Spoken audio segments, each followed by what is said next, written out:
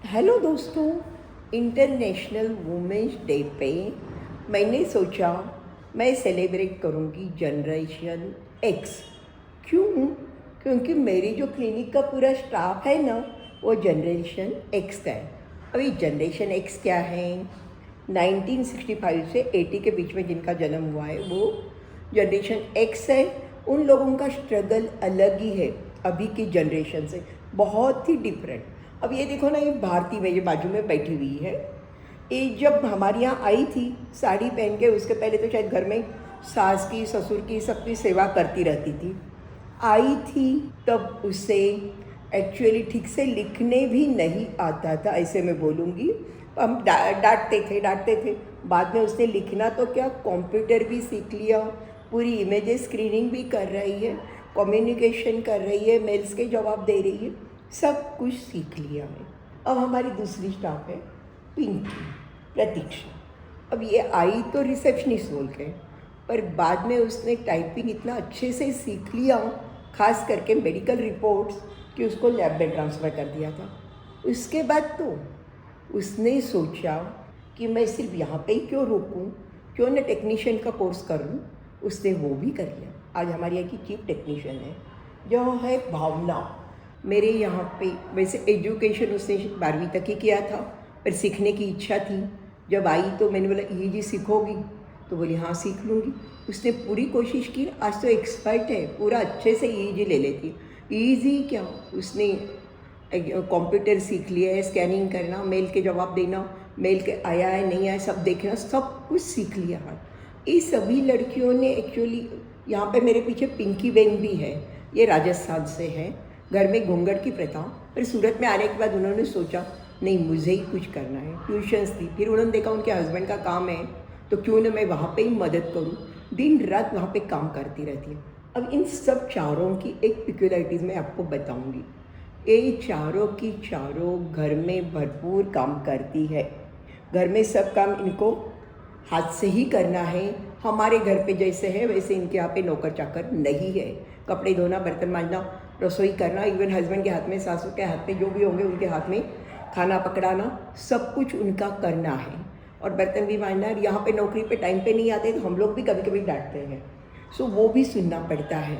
बाद में रात को जाने के बाद भी उनको सुख नहीं है, क्योंकि रात को जाने के बाद भी उनको घर पे ही जैसे जैसे सबको चाहिए वैसे खाना भी बनाना है, सब काम करना है, सफाई करना है, सोना है, चाहिए तो नेक्स्ट डे की तैयारी करनी है, यानी हर चीज़ मैनेज करनी है।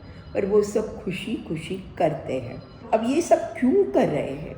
इन लोगों ने काफ़ी लेट काम करना शुरू किया है। शुरू में अपने बच्चे थोड़े बहुत बड़े किए, बाद में बाहर निकलिए।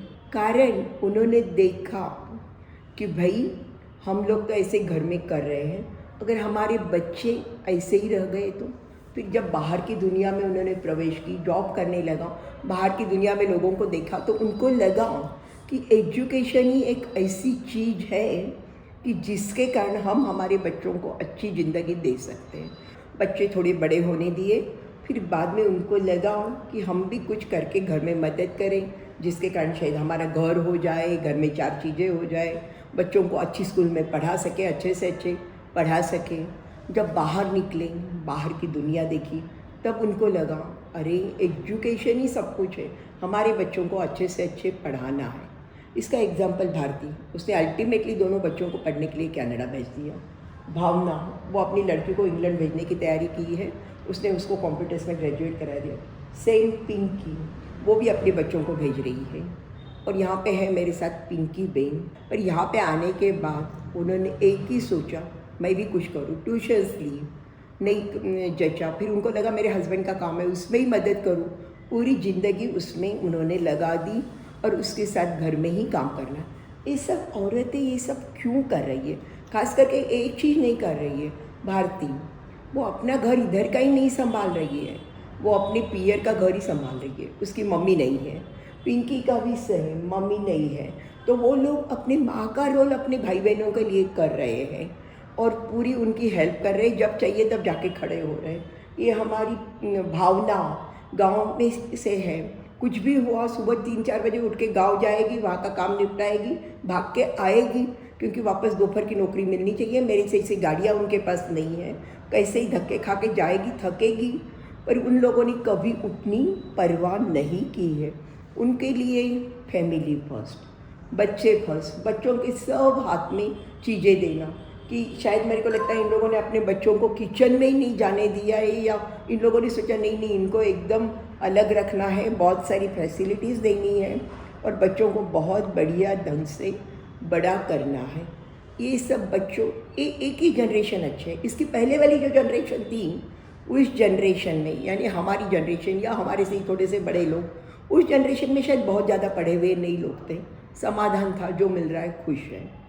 ये जनरेशन है महत्वाकांक्षी है, पर उनकी महत्वाकांक्षा उनके लिए नहीं है, उनके बच्चों के लिए। बच्चों को कुछ बनाना है, उसके लिए उन्होंने पूरी अपनी जान लगा दी है, पूरी मेहनत कर रहे हैं और उसके साथ घर भी संभाल रहे हैं, जैसे पहले की हाउसवाइफ संभालती थी, कि ऐसे नहीं है हम कमा रहे हैं तो भाई घर में ही हेल्प करो।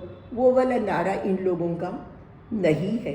इसलिए मैं तो सोचती हूँ ये जनरेशन एक्स जो है, उसके पहले वाली जनरेशन और उसके बाद वाली जनरेशन, उन दोनों के बीच में फंसी हुई है। मैं उन सबको सैल्यूट करती हूँ। Thank you ma'am. Thank you. और मेरी ओर से गिफ्ट दे रही। Thank you ma'am. चल।